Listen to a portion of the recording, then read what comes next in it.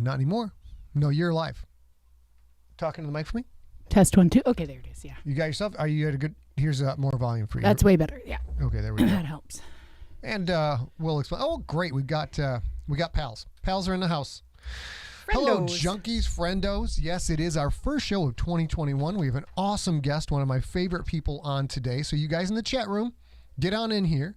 Those of you, if you are fans of Jonathan Maberry and do not know who I am, I will explain, but I will keep it short. But everyone, welcome. Happy 2021.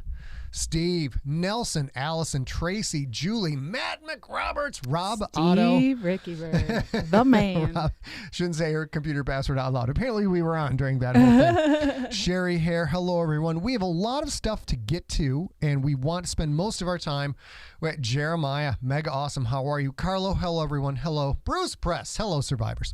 So we're going to go to live. Let's see. Take A cam off. Baby, you ready to go live right now? I am. 3, 2, 1. Let's fix that. Why did that do? Hold on, I broke some stuff here. Get on. Oh, let me. I'm working on it, you guys. I'm working on it. We have a bit of a broken camera here. Oh, I see. Main display. There we go. Hello, everyone. Welcome. Happy New Year, friends. Welcome to the first SIGLERinPLACE of 2021. As I mentioned, we have a wonderful guest on today. We're super excited. And look at this lineup. Yeah. I see Chris McWhite out there. The Lundys are out there. David Lamb out there. Carol Donahue, Brian Kane, Dan Baker, Kim Hansen. All my friends from last year. How are you? George D-La. Oh, been so long since hello, George. We've been so long since we've seen all of you. Yes, the Siglers are looking a bit different in 2021. All right, baby, let's get to business here. Hello, everyone. We did our hellos. We did that. We had pup dates and Siglebrations. We will get to those next week. Mm-hmm. Couple of thank yous. Some stuff went down yesterday that occupied our attention. Again, as always, I will ask. Oh no, I have to talk about yesterday. The thing that occupied all of our attention is that Steve Rickyberg. Wait for it. Wait for it. Uh-oh. Yesterday was the 12th day of Christmas, so that's why we have the 12th day of Christmas on the bottom right logo there. So if you guys have a Christmas tree, get it out of your house. It's time, unless you're one of those 365 Christmas people. Mm-hmm, like my mama. This coming up Sunday is episode number 6 of The Gangster, and A has some good news for you. That happened yesterday, I mentioned, you guys. So yesterday, that's a little bright. You can adjust that whenever you like. After an enormous amount of work that Steve did. Wow, that's very bright. It's Steve Rickyberg. I'm going to back up a little since I have no depth there. There we go. Steve spent, I can't even tell you guys how much time and energy in December putting together the Gangster audiobook, and it got submitted with no flags to last night to Audible. Now, the process used to take 14 days or less. The approval process. Right now, the process takes 30 days or more snap. Or so. So who knows when we'll actually see that live. If you guys are intrepid, you will also see that there is a dead link on Amazon for The Gangster. You'd have to look it up as The Gangster. But there are no copies available. That's because you're not allowed to sell products on Amazon that you don't already possess. So don't try to buy that. Don't report it to Amazon. You'll see the Audible link as soon as it's live, I promise. And congratulations, Steve. You did a great job. Congratulations, Steve. So that's because business is booming at Audible, partially from many authors, a tiny bit from me, and quite a bit from our guest, Jonathan Maberry, who's going to be coming up shortly. Also, the Stonewolves, a GFL novella, is in final copy edits. I am almost done with that. And as soon as I'm done with that, we record the audiobook probably next week. And then we throw that over to Steve to do all this GFL magic. Another enormous amount of yeoman's work. 140,000 word GFL book. Yeah, and this was my favorite book ever to work on with Steve and Scott because they were the Gangster. The Gangster. They were back and forth. But Steve made a handful of suggestions that really made the book better. You guys will hear some new character voices you've never heard before, alien character voices. So it's super important, and I'm super excited about it. And I can't say thank you enough. So we have no ETA on either book, although The Gangster's coming in pretty soon. We do not have an ETA on the Stonewolves. The Stonewolves will be audiobook, ebook only. There will not be print version of that. And it is a bit of a Gemini twin with The Gangster. You're going to need to read both. there's not really per se an order to read them in. You can read The Gangster and be delighted with what's in The Stone Wolves. You can read The Stone Wolves and be delighted with what's in The Gangster, but they definitely go together. Like 2 halves of an Oreo cookie without the white stuff inside. Yes, exactly. Which sounds gross. Rob, don't comment on that. As you guys heard, of course, if you do that math. So we just submitted The Gangster yesterday to Audible. That should come out hopefully by the end of the month, maybe early February. We haven't submitted The Stone Wolves, and it will be subject to the same 30 days or so audio approval. So if you have a lot of patience, or you're not yet done with Mount Fitzroy, you maybe could choose to listen to the Stone Wolves first. But otherwise, you're going to get The Gangster. And it's okay, because we're going to serve up at least 2 audiobooks you're going to need to listen to. It's down on the back side there, baby. She's trying to adjust the light. We just got a new desk in. We're adjusting everything. So A will do that. Let's see here. Got that. Now let's go back to the main camera while A takes care of what's going on over there. And you guys, speaking of Rob Otto, this Saturday on January 9th, 5 p.m. Eastern, 2 p.m. Pacific time, A and I and Rob Otto will be going in depth about the greatest bank robber surfer movie ever made. A and I just watched this again last night to get Look at that beautiful man. to get some, she's talking about me. To get some, we watched this last night to get some relief from the news coverage, and it is just as delightful and just as awful as it is always been. The 2 worst FBI agents in the history of the FBI. And I know we're going to talk about it on Saturday, but I was quite surprised by this revelation last night. Yeah.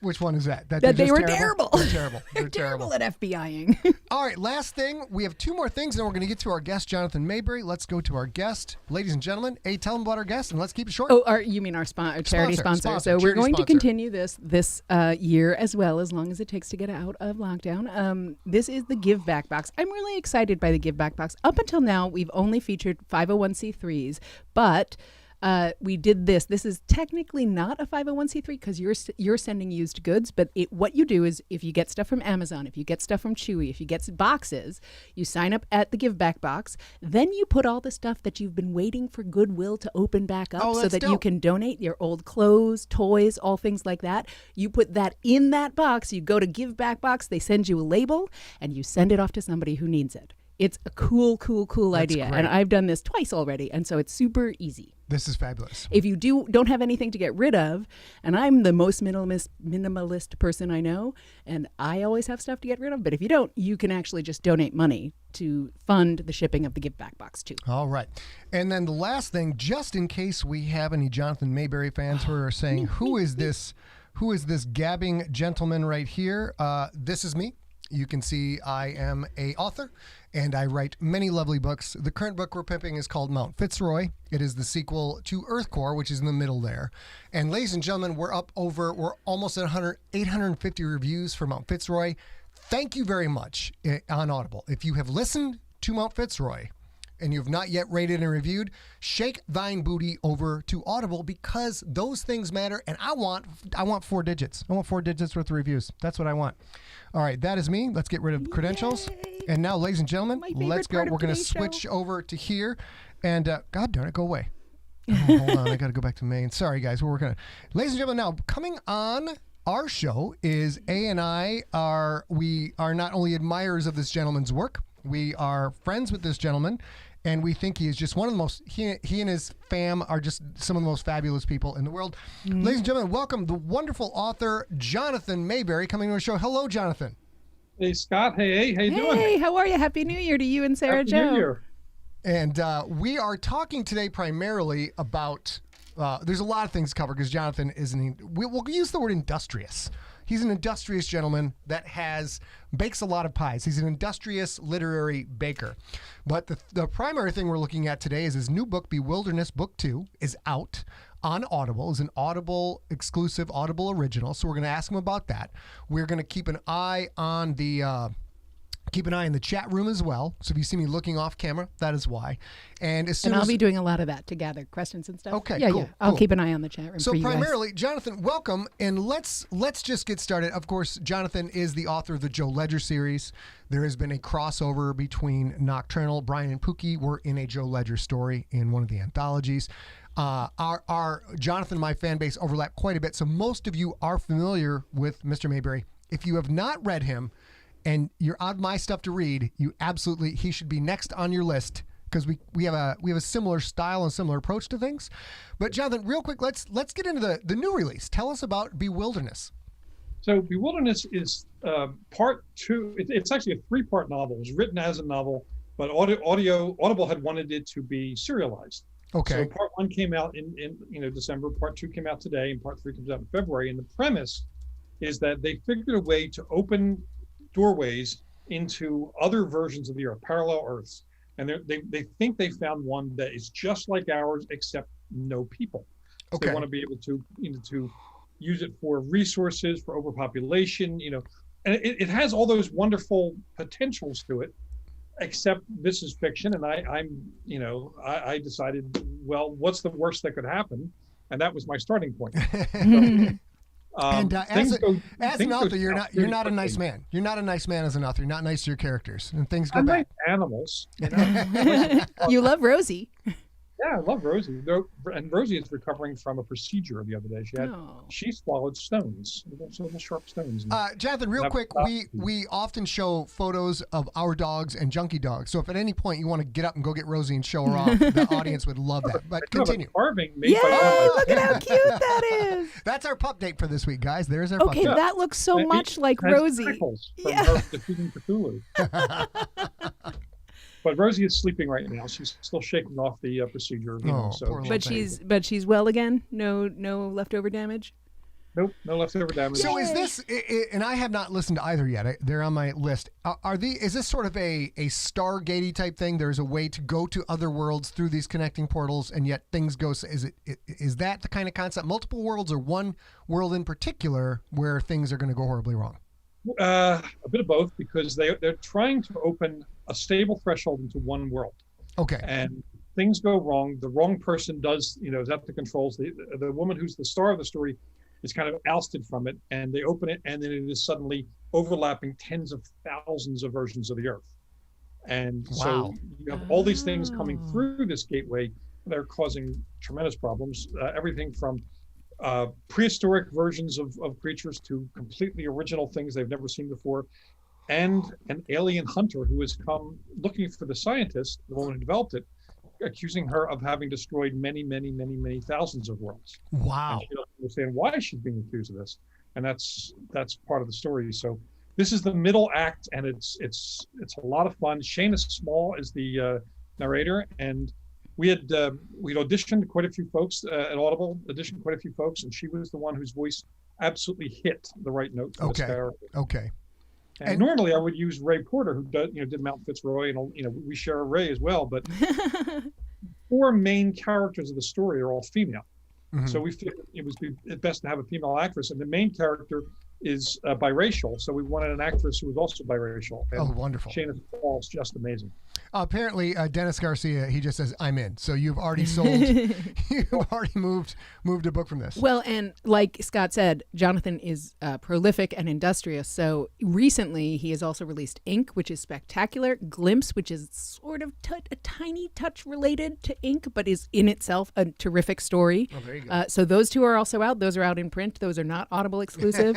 Don't Turn Out the Lights and Lost Don't Turn Out the Lights is an anthology. Like, these are lovely. If you like Scott's work, you will love Jonathan's work. I promise. I love all of Jonathan's work and all of Scott's work. And I apparently am the reason we share a fan base. Yeah, exactly.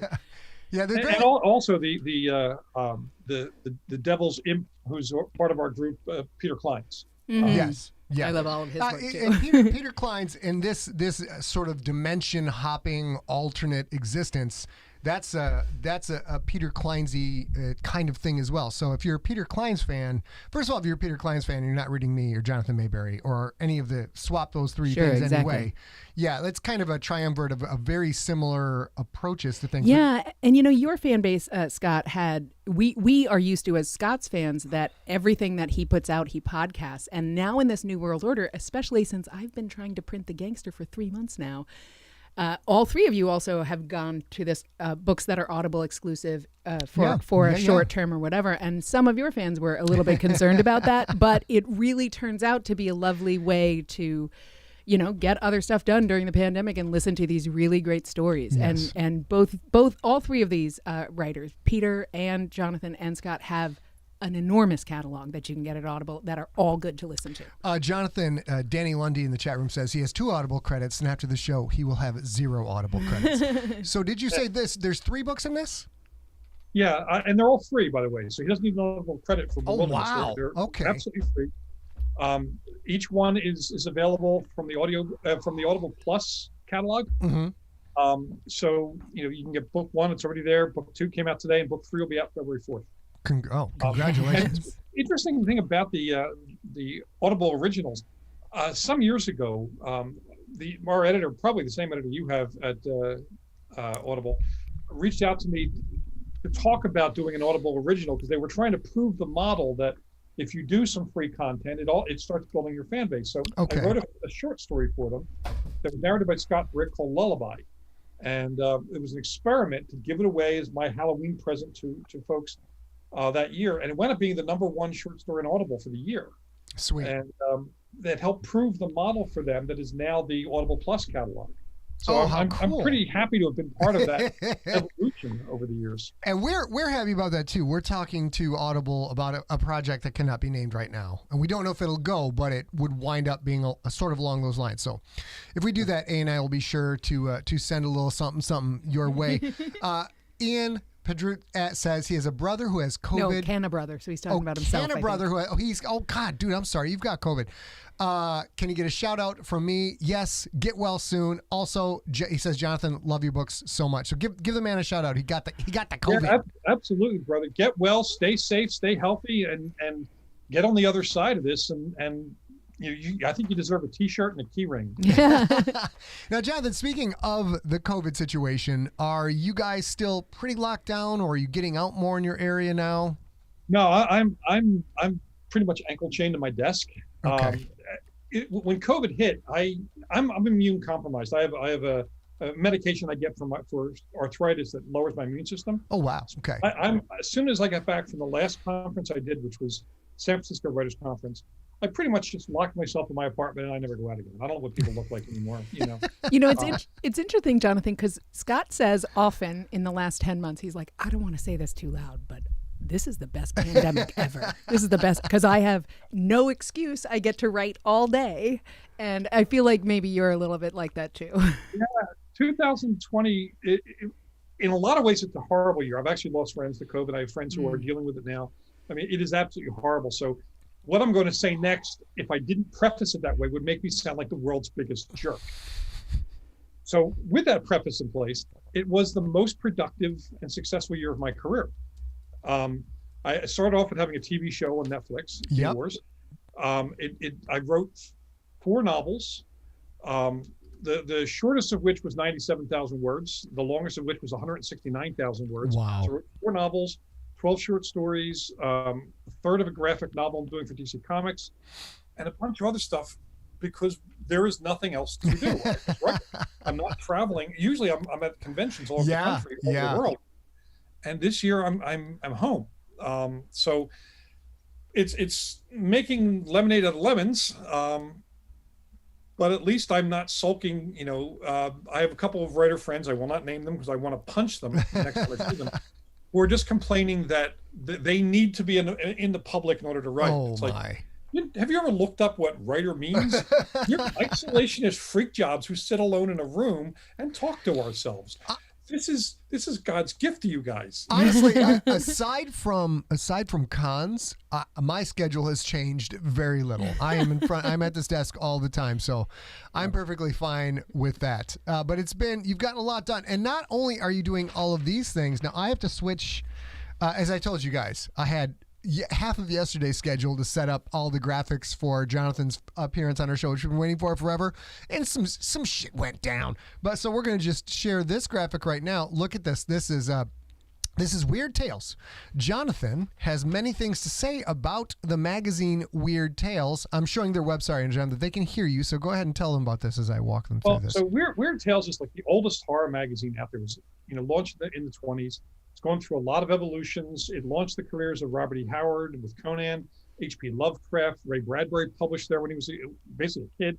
I mean, Manly Wade Wellman, Seabury Quinn, C.L. Moore, everyone got their start in Weird Tales. And they reached out to me. A new group owns it now. They reached out to me and asked if I'd like to be originally editorial director, which I did for my first issue.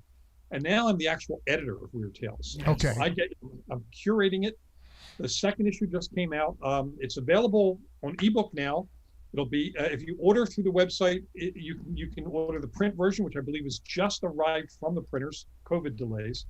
I was supposed to be out a month ago. And then we're also doing an audio book for each issue. Wow. But the current issue has awesome. Shauna McGuire, Margaret Reed, Rena Mason, Weston Oakes, Gregory Frost, Lee Murray, Dacre Stoker, and Leverett Butts did an original Renfield story. And Dacre is the grandnephew of Bram Stoker. Plus, we have flash fiction from Joe Lansdale. Oh, nice. And, He's great. And poetry and short flash fiction and everything. It's a fun magazine. It's fun to be back with Weird Tales. Right. We're looking into some TV and film things. We're looking into even the possibility of maybe starting our own imprint, at a publishing house. It's back with a vengeance, and I'm very proud of this issue. As soon as I get my physical copy, I'm going to frame it on my wall because this was something I wanted to do since I was 12. Oh, that's Wow. I so wanted to awesome. write for Weird Tales first, but to actually edit it, man, that is truly a lifelong dream. Do you say you had the dream at 12? Was that dream to actually edit? Or... Well, in a way, because when I was 12, I got to meet a number of significant writers in the publishing world because of my librarian in my middle school, who was the secretary for a couple different clubs of writers, one of which met in Philadelphia. Okay. And that was L. Sprague de Camp, the guy who took the Conan stories and brought them back. Lynn Carter, occasionally Michael Moorcock would be over, in the country. All these great fantasy writers. And at Sprague de Camp's house in Villanova, they were having a party, and I was there with the librarian, and they were talking about Weird Tales. This is where I first heard about it. All right. And Harlan Ellison said, he was there too, said, you're not a writer unless you've published in Weird Tales. Oh my.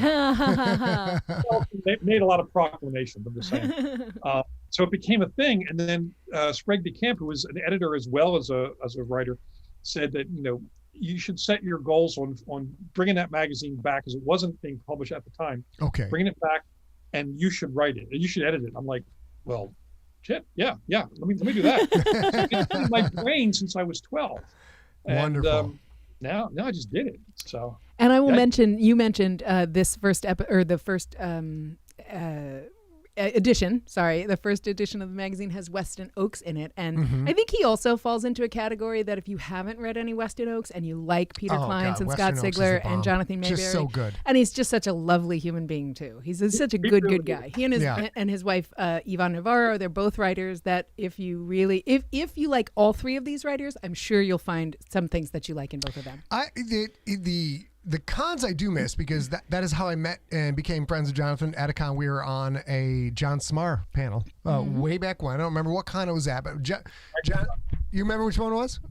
Dragon Con. Right, Dragon Con. Year, but it was Dragon Con. It was, yeah.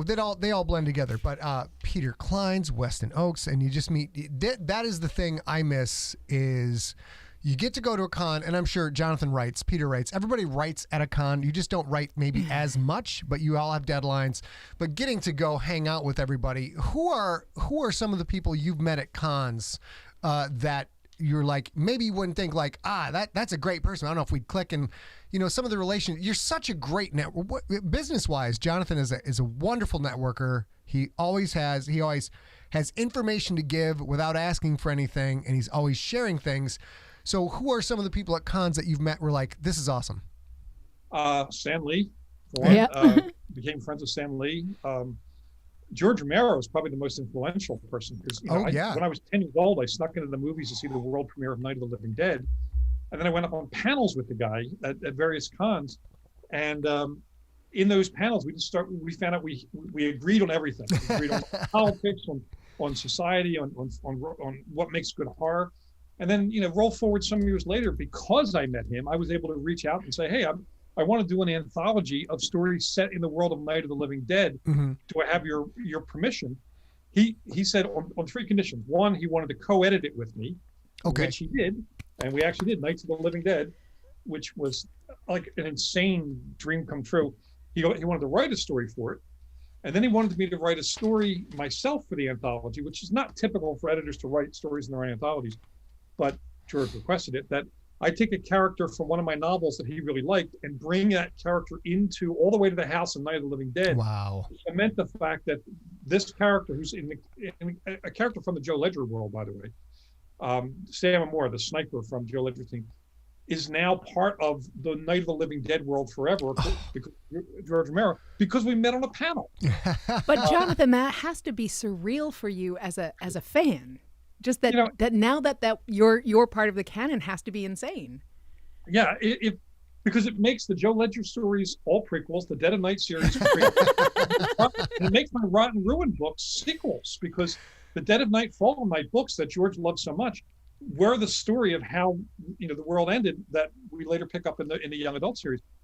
But so it is surreal. And if I am dreaming this, which sometimes I wonder if I'm dreaming it, and anyone wakes me up, I'm gonna fucking kill them. And you guys, if you don't follow Jonathan the way we do, and if he does wake up, it would be a younger version of himself, and you guys should Google Jonathan Maberry of the Sword. You do not want to wake this man up if he's dreaming. I also, and I may be a little fuzzy on this, but I believe I was either reading that anthology or it had just recently come out when George Romero passed, and so you also had this wonderful denouement to his whole body of work that you got to share with us and him right at the end.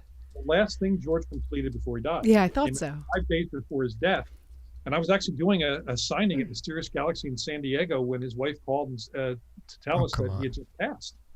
I thought I remembered that. What could have been the most depressing book signing ever turned into a celebration of How George. beautiful. We're all talking stories of when we first saw Night of the Living Dead and what our favorite zombie stories were, and it was great. But George was a hell of a nice guy.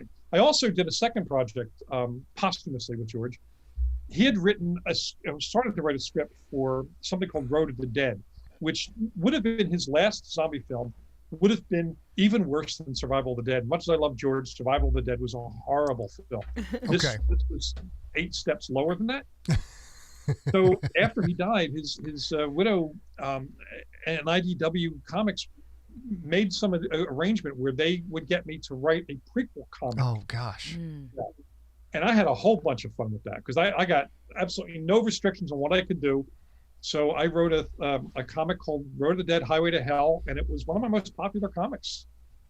Wow. Thanks, George. And now we're in the process of working on something with George Romero's estate that I can't talk about the details of, but will allow me to continue working posthumously with one of my favorite human beings I've ever known. Yeah, so I have a question for you, and I will make this as vague as humanly possible. As vague as humanly possible. Oh, good. There is a vague possibility of Jonathan and I doing a thing together in a thing that I don't know if he can announce yet.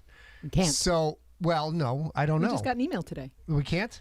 Yeah, but we can't announce it. Yeah, okay. We can't announce it. So the email says not yet. We are working on absolutely nothing. As you can tell, A reads the emails and just tells me what I need to We literally got provide. an email like 2 hours ago. We're not working on anything. I don't even like Jonathan Maberry. I don't want to work on anything. Who is a Sigler guy? I know, right? He's just, I hear him in my ear. But yeah, there's a project. We will be announcing it soon. It's going to be a whole bunch of fun. Yeah. You guys will know what it's about as soon as we tell you what the title is. And we're going to have a bunch of fun with it. It was just approved yesterday. Yeah. So, Okay. And you guys in the chat room, what Jonathan just said is totally true.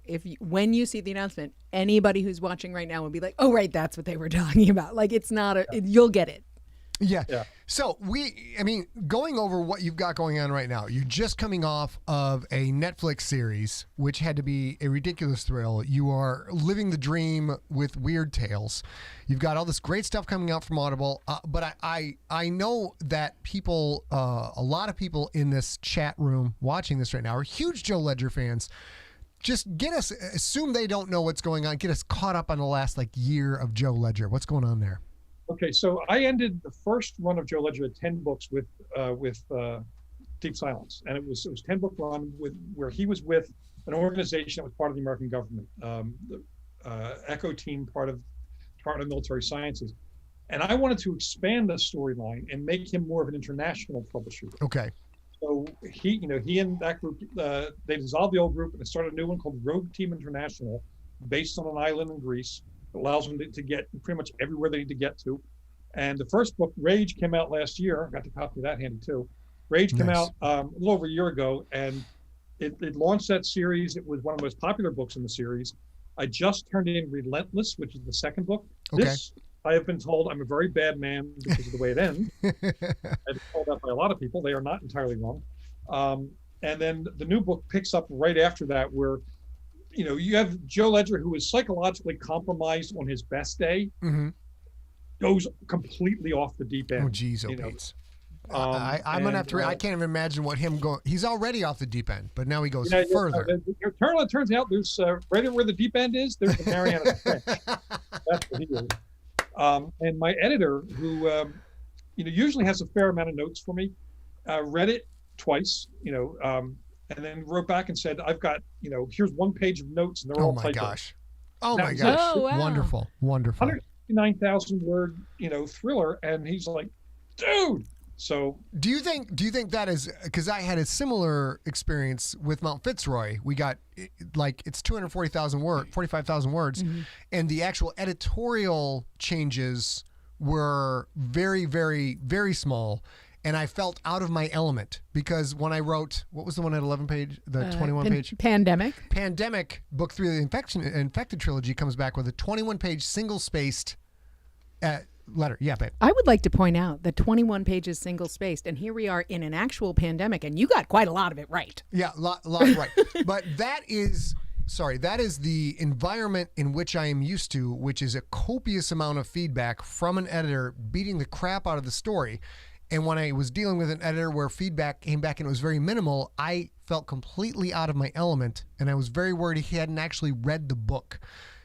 And it was going to be shitty. Did you have any feelings like that when you came back with such limited feedback? Not with this editor, because he's been my editor from the beginning of Joe Ledger, and he's edited. I think I've done 26 books with him. Wow. Between novels, short story collections, and anthologies. He is not one to cut me a break if he thinks he'll challenge me, and we have nice discussions rather than fights. But there are times he's right, and there are times I'm right. But on this one, this is the second book I got back from him with very few edits. And the other one was Ink, by the way, which he really loved that book and had very minimal edits on it. I think what it boils down to is, Relentless was my 39th novel in 14 years. And I've also written 125 short stories and comics and everything else. I should be able to do my drafts more cleanly, and the way that's happened is by listening to the audiobooks, by reading the final print versions. I get to be more familiar with the final edited, polished version of my writing voice. So now I can shoot for that, and therefore have to go through fewer revision phases and fewer editor notes. There was still some stuff, and I work with other publishers as well too. DC Comics is the other end of the spectrum, where I love those guys, but they micromanage like crazy. And Simon & Schuster for the Rotten Ruin series, which just wrapped with Broken Lands, with Lost Roads rather, the editor who I had for the first X number of books in the series was great, but he gave his notes read like the Manhattan phone directory. But he has since passed. He actually died of West Nile virus. Holy cats, that's a rare thing to go from these days. Got it in New Orleans. That's something I was gonna. And he was one of the great editors. David Gale's one of the great editors. He discovered Cassandra Clare, Holly Black, Scott Westerfeld, and so on. So he, Jason Reynolds. He discovered Jason Reynolds, for God's sake, So he's that level of editor, and he passed. The next editor came in was 9 years old, and the edits I got were long. She hated zombies. Wait. She had been on the job for 9 years. She was not actually a 9-year-old human. I think she was 9 years old. And that's why I'm not naming her, by the way. She's no longer with the company. She was there long enough to make life miserable for me for 2 years. How do you not tell your boss, your manager at your company, hey, I really hate zombies in general. I shouldn't be editing a zombie book for one of the preeminent zombie writers on Earth. Don't get me started, because I converse in many different languages, and all of those words come from Let's just say I'm glad she's no longer with the company. Okay. The new editor is a lot more reasonable, but by then, like, for example, the problem with Lost Roads, aside from the fact she didn't like zombies, is she didn't want the series the last 2 books to be Rotten Ruin books. What did you want to be? Which doesn't make any sense. It's an international best-selling series in 26th edition. I mean, it's a 26th printing of Rotten Ruin. Wow. But she wanted a new series, because there's a new character, even though, it's still some of the other characters. So it does not say Rotten Ruin anywhere on the cover. What? Okay. Show that again. But that is the same series. It is, yeah. This is book 7. It ends the Rotten Ruin series. This is the dramatic finale to the entire Rotten Ruin series. Doesn't say Rotten Ruin on the cover. So It only you says guys, Rotten Ruin. when you guys, and I encourage you to complain all the time. If you don't like a cover, if you don't like anything, let us know about stuff. But when you complain about, and of course I'm a crazy nerd too. If you show me something on the cover that's not in the book, I am very upset about that. Yeah, but I'm waiting for it. And the reverse here is true too. The reverse here is true. So even an author of Jonathan Maberry's caliber can wind up in a situation where I'm sure you were like, what are you talking about? You're not putting Rotten Ruin. That's the name of the goddamn series. And yeah, we had conversations. They were not always pleasant, but apparently I didn't win those conversations. Well, but you won the war. You don't have to be edited by her anymore. Yeah, she's gone. And I'm not sure. I mean, Simon Schuster, I love a lot of people at Simon Schuster. I don't know whether I'll continue with them. Okay. It might be for me to move on to another where I can establish a new relationship with somebody. Sure. Sure. And I don't like to complain. It's just sometimes the publishing world gets weird. And, just because you're a successful writer doesn't mean everything is smooth. Sometimes I think that would be a good panel at some point, would be us all sitting around with glass of whiskey bitching about stuff. Yep. Well, and the other thing that I think that I'm getting used to, and you're a little bit more seasoned in the industry than I am, is I think sometimes we lose track of the fact you are how many years into this now as a published guy? 14 years as a novelist, but I started publishing in nonfiction. I was a nonfiction writer from 78 up to 2006. So you're going all the way back to 1978. You look at any career you're in, almost no one in the world stays in a job for 30 to 40 years. You go to different companies, you have great fits, and then you have bad fits, and you're in a company that's perfect for you, and then the culture changes, new boss comes in, etc. So it's perfectly normal for when you think about it in a non-literary perspective. It's normal for like, okay, I was with this company, Simon & Schuster, whoever, for a while now. It's just not the right fit anymore. It's not that there's anything wrong. It's just that you've changed, they've changed, and now you go out looking for something new, right? Yeah, and I'm okay with that too. I mean, I have no problem with moving on. I don't burn a bridge. I like staying friendly with whoever, is in the past. In fact, the editor who rejected my very first novel, Keith Clayton at Random House, he and I stayed good friends, even though he didn't buy the book. Yeah. I liked him. He's a great guy. He's such a great guy. Professional within the field. I'm gonna probably want to stay friends with him, because I like working with people who understand the business side of creativity. Jenny Carr Greenwood says she received Patient Zero in her Krampus gift box, and she's very excited. I'm jealous. You're going to love it, Jenny. It's one of the best novels I've ever read. It's one of my favorites. And our good friend, all three of our good friends, Patrick Heffernan is in the house. Patrick Heffernan is in the house. Nice to see you, Patrick. Hey, Patrick. Back in the olden times, when you could go out and do things like go to a bookstore, and I got to most of the Jonathan Maberry events at Borderlands, Mysterious Galaxy, sorry. And Patrick's always there. Yeah. Patrick's always there. Yeah. So it's got a whole bunch of legacy with Mysterious Galaxy. But if you guys in the chat room, I also want to mention to you, Jonathan brought it up. He has a legion of nonfiction books. If you don't know that he was a nonfiction writer, quite a good many of them are the mythologies and the histories of vampires and things that you love. So even if you're interested in those take a look at those books too. Let me jump in on that and what Ace said. And this is a fascinating examination of how a creator's career can grow. Jonathan just had the Super Bowl of wins for a writer. He had a show on Netflix called V Wars. And V Wars, can you walk people backwards somehow from V Wars, the TV show, through all the IDW, all the way back to the nonfiction? It started out as it has two ways in which V Wars happened. The first is it started out as a plot for a Joe Ledger novel. Okay. But because the events in it would change the world substantially and permanently, I didn't want to saddle the rest of the Ledger series with that dynamic going on. So I pulled it from that, and I was deciding what to do with it. And then Max Brooks, World War Z, Max Brooks, son of Mel Brooks, by the way, had edited an anthology for IDW of G.I. Joe stories, which he had asked me to write a novella for, and I did. And because of some other things going on, he was not able to do the next anthology for them. So they asked me if I would want to do one. Okay. I'm thinking, well, what would I like to do, and what could I do that would be fun with something I already have, a really good sense of. And I'd done a ton of research for the V Wars concept, and I said, well, why not just do a shared world anthology? I'll write a 40,000 word framing story, and invite my friends in to write individual stories. Scott, for example, wrote a really creepy story. Oh, love it. Yeah. Which, by the way, is one of the most popular stories from the V Wars world. If we ever do find a new home for V Wars, which is something we are looking at, that is one that has come up in conversation every single time we talk. Good. But so we did 4 volumes of V Wars. Mm-hmm. So each one has a framing story. Each one has individual field reports from different writers. I did 2 runs of the comics.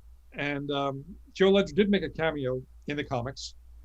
And then they put out a board game with rules by Rob Davio, who, Risk Legacy and all these wonderful games he's won awards for. Okay. And every single time I play that game, I get crushed. Not once won a game. Not once have I won that game. In fact, I think you can probably see way up there where my finger is, right above that silk scarf. You see a face up there? That's actually the V Wars board game up on the shelf. It's hiding there laughing at me because I clearly... How does it feel to be the IP creator of a thing and then go into a game based on your own IP? And I have to deal with this. There's a gentleman in the chat room named John Viscara who runs trivia contests at SIGLERfest every year and literally knows more about my own universe than I do. And I can't answer most of his questions, but he can. How does that feel to get whooped at your own game? My wife thinks it's endearing. I don't. I think it's moderately humiliating, but I've come to at least laugh at it these days. But it's a great game too. It even has little cool action figures and everything else. It's a great game. It's just I'm not a good game player. Okay. And, I get slaughtered. So then V Wars got optioned for TV. The weirdest part of it for me, though, was when I went to the table read in Toronto. You have all these actors I have seen in shows from, like Laura Vandervoort from Bitten, she was Supergirl in Smallville. Okay. Peter Outerbridge, who was the villain on the first season of Orphan Black, and all these actors I know from different shows sitting around there, and Ian Somerhalder, our star, and they're all like applauding. I'm like, who are they applauding? And this is a surreal moment because you never think about this when something's getting optioned. Everyone in that room and all the people in the crew have a job because of that book. Oh yeah. Oh, for sure. Oh, I never thought about that. I literally never thought about that. That's amazing. It was there, and I was like, I was so like, what's going on? Why are they applauding? Is this a joke? It was like so surreal a moment. And being on the set was surreal too. It's must be they're fun. saying my words. It's nuts. Rob Otto just ordered a copy of Patient Zero. He's looking forward to reading it. Joshua Loya said "Batch It Up," which of course is from the Hippo. The tagline for the Hippo. The Hippo is, if there's anything we can do when it comes back around, because everything comes back around again as an author until you die. Everything comes back around again. Dude, my fans love the Hippo story so much. We do have an important question, though. Yeah. I don't mean to interrupt, but Sure. Chris McWhite asks you, Jonathan, which nonfiction should he start with? And I'm unable to give a good answer to that. All right. Well, there's actually two of my nonfictions are being re-released with new covers this year. Right. Ooh. And one of them is my favorite nonfiction book I've ever written, Zombie CSU, The Forensics of the Living Dead. Yeah. I had done it for the 40th anniversary of Night of the Living Dead, and I interviewed hundreds of people in all different fields, how the real world would react if Night of the Living Dead was a thing. Oh, that's a great idea. Jiminy. Yeah, I talked to the military, the police, clergy, pathologists, forensic odontologists, bite mark experts. I mean, all these different fields, and every single person I interviewed, I don't even when I talked to a priest, they'd all thought about zombies. I love that. So cool. And if you ever want to get like SWAT team guys really mad, tell them how much you like 28 weeks later. Oh, God. Now, they won't 28 days later. 28 weeks later was clearly written by someone who knows nothing about how the police or military do things. Oh, I hated it. They went ballistic, and as a result, they invited me back the next week to do a live fire exercise to show how their snipers would reclaim the street from zombies. I love it. All my future readers, this is your tax dollars at work. Thank you very much.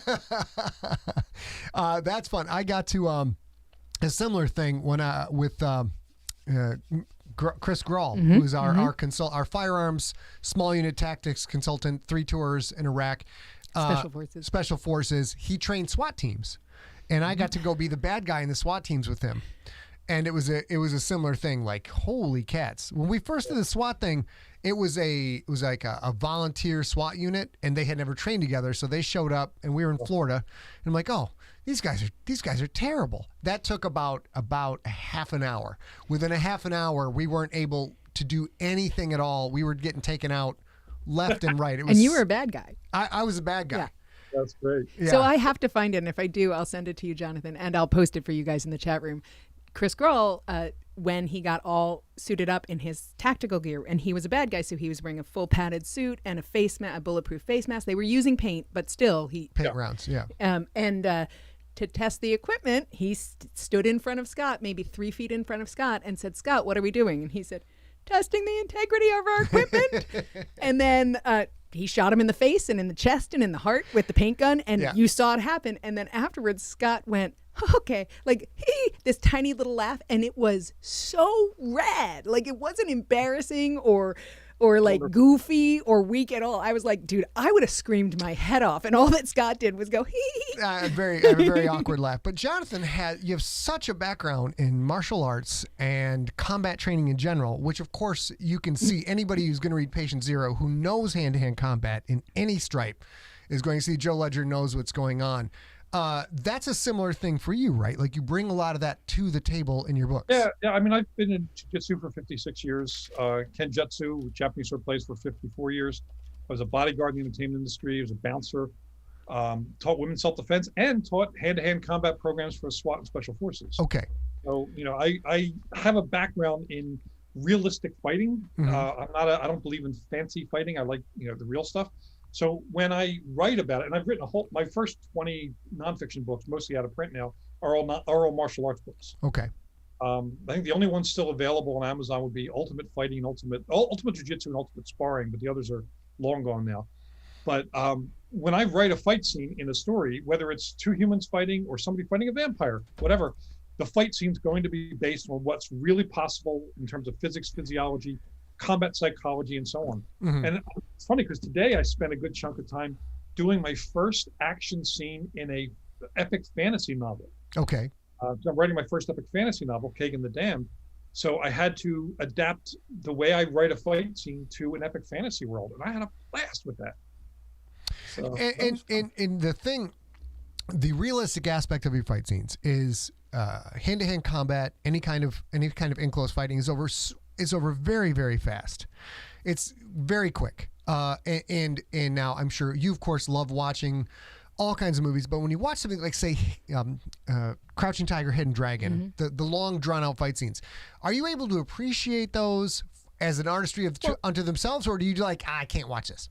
Yeah, I mean, I still watch old kung fu flicks. I was actually watching a couple episodes of Green Hornet the other night. Okay. And the choreography, even though it was done by Bruce Lee, is TV choreography. It's not fight choreography. It's not real. So I absolutely can enjoy that. But when I see a fight scene done well, it really makes me happy. And unfortunately, it's a very short list of fight scenes done well. Usually it's part of a fight scene. Like, believe it or not, the first couple of fight scenes in Liam Neeson's Taken series, they actually choreographed him well, but they choreographed it the way a middle-aged, tall, he's 6'4" person would fight. Okay. It's different than, say, him as a younger person fought differently. Him as a shorter person would have fought differently. So they understood the way in which physics and even the delivery system of a technique changes based on who the actor is embodying that. Some of the fight scenes in the Bourne movies are good, though they do run on too long. They do very long. You know, there are some good fight scenes out there. Do you have a favorite as far as a martial arts actor who has some level of control over the movies? I have a favorite. Do you have a favorite who's like, okay, this is of course for Hollywood and drawn out to some extent, but overall this is pretty good as far as how it would go down real with a trained guy versus relatively trained guys? Donnie Yen's my favorite. Donnie Yen, okay. Yeah, I mean he was in the Matrix films, but he has the Yip Man series of series of novels, which are movies, which are great. Loved Jet Li. There are a couple of guys out there who could really do a fight scene and make it look really, work really well. I was surprised that Liam Neeson actually did good fight choreography. And then of course they made it ridiculous, where he's an older middle-aged guy dive rolling away from machine gun fire. So, yeah, you can't. It hurts my brain.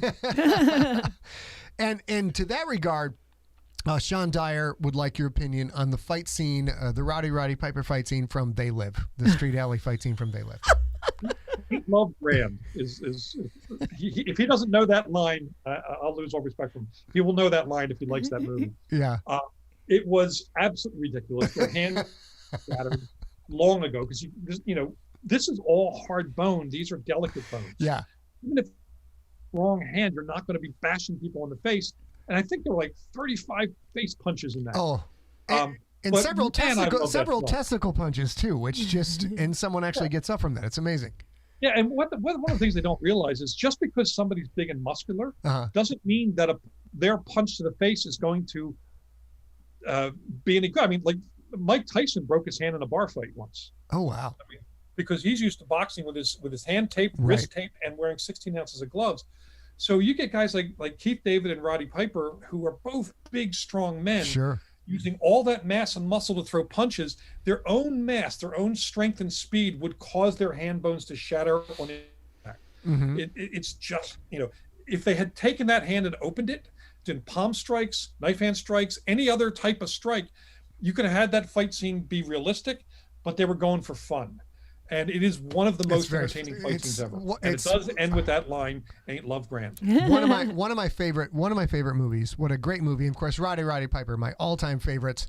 There's a couple boys in the chat room who got to go to WrestleMania 3 with me back in the day, and we drove to see Roddy Piper. It was amazing. So those are some of your favorites. And just since we're off the top, you want something, babe? I have actually a question. Sure. Based on your real life experience, I want to know if any, I will say, international man of mystery like Joe Ledger actually has a ghost. The pet. Yeah, ghost is the white shepherd that Joe uses. White shepherds are not as common in military use. They tend to go for German shepherds or other dogs. But the reason Joe has a ghost like that, a dog like that, is because we did a contest and we were hoping to get a couple of hundred people to make suggestions on what color and breed and name for the dog. Okay. It's over 12,000 subjections. Wow. So I hired a couple of retired canine cops to go through and pick, and they like the idea of a white shepherd. So and even if it's not even if it's not a white shepherd, I'm actually asking about that relationship, that very, very attenuated personal relationship. There are definitely tier 1 special ops and just regular special forces guys with combat dogs, and there's even a very popular photo that shows up every once in a while where you'll see a guy either running or parachuting down with the dog in a sling on his chest. Yeah. An 80-pound dog strapped to your chest, and you're running with full battle rattle and a gun. Gives you an idea of how tough these sons of bitches are and how tough the dogs are. And I've met a bunch of the dogs and some of the soldiers at events, and the dogs can get PTSD too from what they go through. Oh my gosh. That makes sense to me. That's so tragic. And the reason I ask that is I have I figured that was the case. And of course, there's a lot of great canine units in police forces and stuff like that. But I'm always quite moved by the pictures of a flag draped casket and a dog refusing to leave. It's the worst. I know. But I figured if that really existed, that would be Ghost, you know? Yeah. Well, I mean, think about all that the dog has experienced with that soldier. Mm-hmm. Exactly. Yeah. Real life, real extreme. You know, the dogs always want to be a part of the pack and want to save the pack leader and so on. And they get to do that, and then the pack leader's gone. And it may be only a two being pack, but that be cast loose with no anchor anymore. Yeah, for sure. And it breaks my freaking heart. I tell you see those pictures of the guys, the paratroopers with the dogs, and you have to think that dog is so goddamn excited. It's like, are we going parachuting? This is going to be great. Dorothy Anderson. I wish I'd take my dog when I used to skydive, but. Dorothy Anderson in the chat room says that she loves the Joe Ledger series and the Pine Deep series. If you do, you should read Ink and Glimpse too. There's a little bit of Pine Deep in there for you. Well, I mean, Ink is set in Pine Deep, so it's a novel. All right, John. Not a sequel plot; it's a sequel to the characters. That's kind of why I said it that way. Like there's sort of Pine Deep in there because it's not quite the same. One more question. This will be the most difficult question you've ever had as an author on a show. Willie Mays says, if I ever write myself as a badass combat guy, my dogs will be 2 Shih Tzus. As a gentleman with hand-to-hand combat experience with a tiny dog, we have tiny dogs. What evil creature or villain would Rosie be specifically suited to take out to defend you? Well, see, Rosie's half rat terrier, so any kind of a rat demon monster, I don't care, she's going to take them out. Especially if I say, if I point to the rat monster and says, cookies, because that we call her little treats, cookies. Mm-hmm. Okay. She would go through the Hulk. So if I just throw cookies on the other side of the bad guy, Rosie's hitting like a bullet. And we got a Rosie-sized hole in the bad guy's chest, and they're like, "Oh shit!" It's like no problem. Yeah. All right, ladies and gentlemen, we are close to the end of our show. Jonathan, we want to thank you for coming on, entertaining everybody with the stories and the books. Congratulations on all the great stuff. As we have on the screen, Bewilderness 1 and 2. If you are an Audible subscriber, you don't even have to pay for them. You could get Mount Fitzroy for free as your first Audible download. Then you could get Jonathan Maberry's Threshold Bewilderness Book 1 and 2, and then cancel your Audible, and you'd be done. Go to scottsegler.com/audible. But you won't want to do that. Wait till February to get part 3. Yeah. Oh, wait till February. Wait till February. Perfect. Line them all up. Go ahead. But as always, it's great to see you. We miss you. We miss you guys. Miss hanging out with you. Both. But thank you for coming on the show. And last chance, anything else you want to pitch that you missed during our conversation? Geez, I think I've talked about everything. The other book that's coming out this year that's being a reprint is one of my vampire nonfiction books called They Bite. Okay. With David Kramer, and it really goes into different types of supernatural predators, everything from vampires to monster dogs and so on. And it's a really good reference. They were originally written as reference books for writers, but I think anyone who likes weird scary folklore will have a good time with it. And this book in particular, if you are a big vampire fiction genre fan, you will absolutely love, because this is the nexus that ties Anne Rice's vampires to Jonathan Maberry's vampires, to that kind of thing. This is where you find out where the different lore came from and how they do and don't fit together. Yep. So I'd recommend it. All right. Thank you, Jonathan. Love having you on. Thanks, guys. Send our love to Sarah Jo. Bye. We'll close that. We'll go back here. Main. Do you have to do that? End meeting for all. Whoop. Whoop. Stuff's going crazy. I don't need a Zoom update. Ladies and gentlemen, that will do it for our show. Happy 2001. I was tweeting at the end of last year, saying, how long will it take before everybody's bitching about how awful 2020 has been to start complaining like, I wish we had 2020 back? The answer was 5 days. I'm not sure. 5 days. I'm not sure I want 2020 back.